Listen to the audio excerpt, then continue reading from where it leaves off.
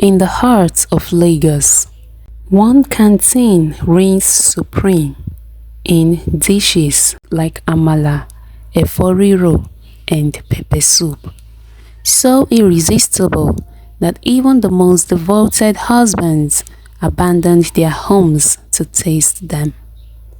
But beneath the rich aroma of these beloved meals lies a secret no one could ever imagine. Whispers of Juju and dark magic surround Iya Bisi, the queen of the kitchen. Rivals and customers alike are drawn into a web of mystery and deception that threatens to destroy the very community she once fed. But what's really behind her legendary cooking? Find out in the canteen's dark secrets, a tale of rivalry, sorcery, and a secret that could shatter everything. Iya Bisi was the queen of the kitchen in every sense of the word. Her food canteen, located in the bustling neighborhood of Lagos, was the pride of the area. From the crack of dawn, the aroma of her cooking wafted through the air, drawing people in like bees to honey. She was famous for her jollof rice, riro, and pepper soup that could make even the coldest hearts warm. People traveled from far and wide just to get a taste of her legendary dishes. It wasn't just the taste that made Iya Bisi's canteen so popular, it was the magic of her hands. Women in the neighborhood would whisper to each other, "If only I could cook like Iya Bisi, my husband would never leave home." Yet, no matter how much they tried, their dishes never came close to the perfection of Iya Bisi's meals. But there was one strange thing about Iya Bisi. For all the cooking she did, she never ate her own food. When people ask, she would simply smile and say, "I've tasted enough while cooking. Let my customers enjoy." Her response was always followed by a soft chuckle, and no one ever questioned her further. Behind her success, Iya Bisi carried a secret that she guarded fiercely, a secret that had been passed down from her grandmother, a woman known for her mystical cooking in a small village. It was said that her grandmother had the power to enchant food, and Iya Bisi had inherited that talent. But instead of using herbs and spices, she had taken it a step further, venturing into a dark and forbidden path. In the same neighborhood, there was another food vendor, Iya Bolu. Iya Bolu was known for her delicious amala and gbegiri, but despite her skills, she could never match the crowd that flocked to Iya Bisi's canteen. This difference in popularity grated on her nerves. She would sit in her empty canteen, glaring at the stream of customers walking past her to Iya Bisi's place. "That woman must be using something. How can her food be that good?" Iya Bolu muttered to herself one afternoon as she watched a group of men walk right by her stall without even glancing at her steaming pots of food. One day, Iya Bolu couldn't hold it in any longer. She stormed into Iya Bisi's canteen, hands on her hips, nostrils flaring. "Iya Bisi!" she shouted, causing all the customers to pause mid-bite and turn to watch the spectacle. Iya Bisi looked up calmly from behind her counter, her soft caramel skin glowing in the dim light of the canteen. "Ah, Iya Bolu, welcome. Have you come to eat?" she asked with a smile that only seemed to enrage Iya Bolu more. "Eat? Eat what? Your food that you used to charm people's husbands. You think we don't know? You think you can just steal all the customers in this area without consequence?" Iya Bolu yelled, pointing an accusing finger at her rival. The room fell silent. Even the flies buzzing around seemed to pause in mid-air. Iya Bisi laughed, a deep, rich laugh that echoed through the room. "Still customers? Ha! Iya Bolu, if your food was as sweet as your words, maybe you wouldn't have to worry about me. But don't worry, I have no interest in stealing husbands. All I do is cook, and the food speaks for itself." You prostitute!" Iya Bolu screamed, her face turning red. "You think because you are curvy and beautiful, you can just use your body to bring men to your shop? Shame on you!" The customer shifted uncomfortably, but Iya Bisi remained unfazed. "Ah, Iya Bolu, if only beauty could cook. But if you think my looks are what brings people here, maybe you should invest in a mirror." Laughter erupted from the crowd, and Iya Bolu, furious and humiliated, stormed out of the canteen. After the confrontation, the neighborhood buzzed with gossip. Some said Iya Bisi had used charms to attract customers. Others claimed that her food had special ingredients that made people crave it beyond reason. The women, whose husbands had abandoned their home-cooked meals for Iya Bisi's dish, were the loudest in spreading these rumors. "I heard she's using Juju," one woman whispered to another at the local market. "Why else would my husband refuse to eat my food? Just last night, he told me to go and learn how to cook from her. Can you imagine?" "Eh? My own husband said the same thing, no," another woman added, shaking her head. "But when I asked Iya Bisi to teach me, she said I must pay a large sum of money. And when I finally paid and followed all her steps, the food still didn't taste like hers. I think she's hiding something. Or maybe she's using something," the first woman said with a knowing look. The rumors grew wilder with each retelling. Some said Iya Bisi had made a pact with a spirit, offering sacrifices in exchange for her culinary prowess.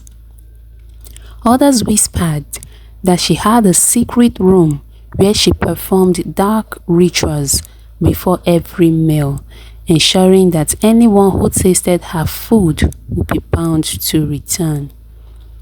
Yet, despite the rumors, the canteen remained packed.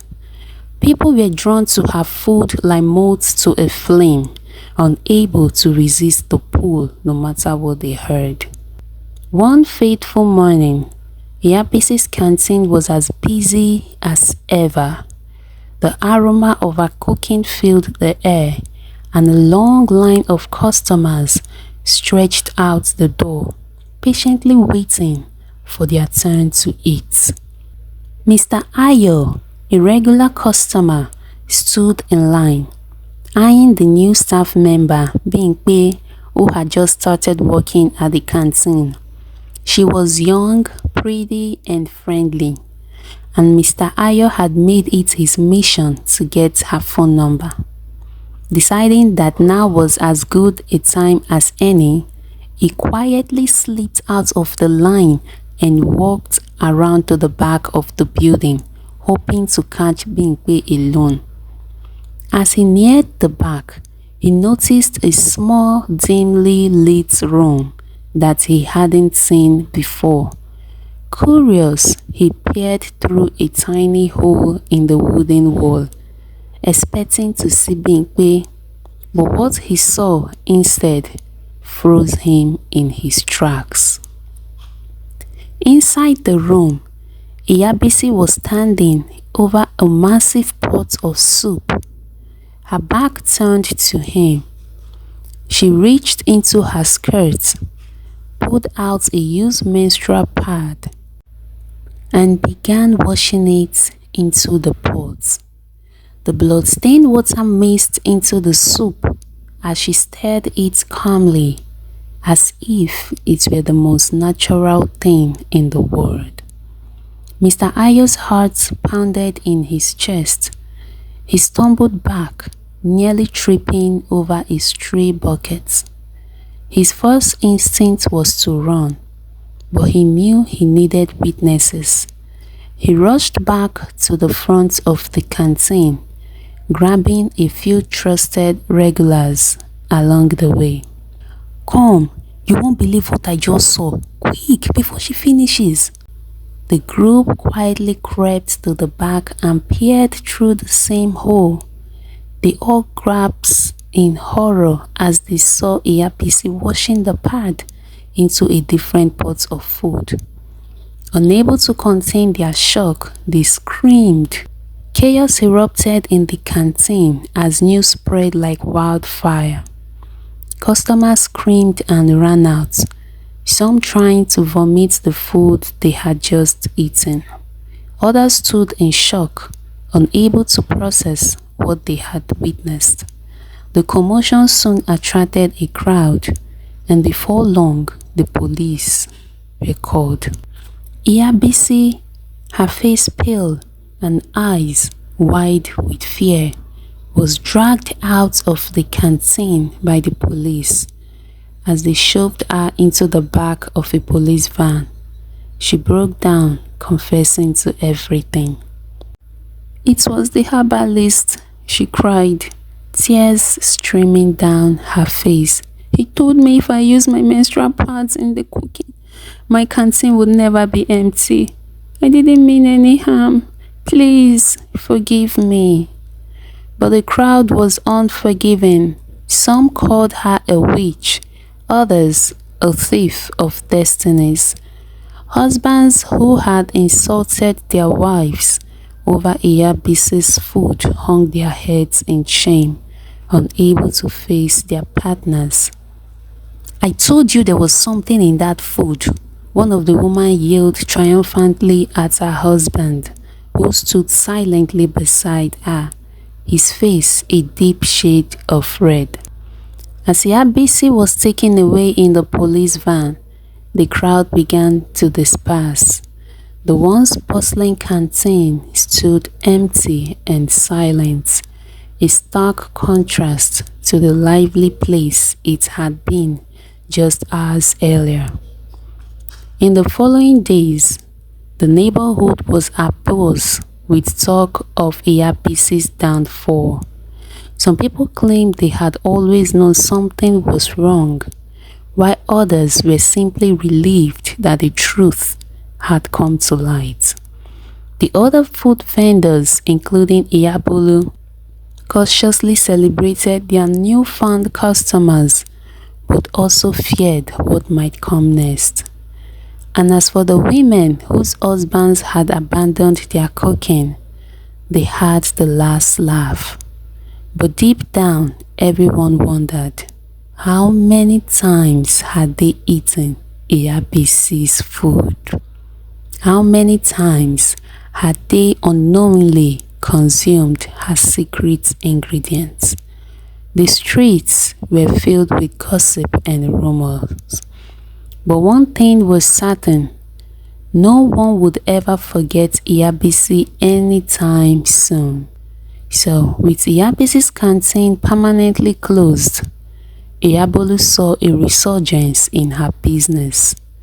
Her amala and gbegiri became the talk of the neighborhood, and soon her canteen was filled with the very customers who once flocked to Iya Bisi.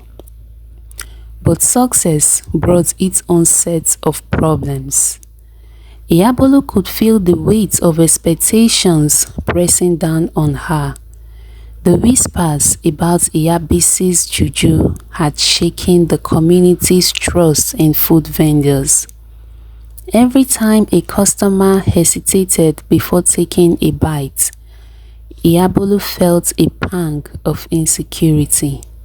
She knew she had to prove that her success was built on skill, not sorcery.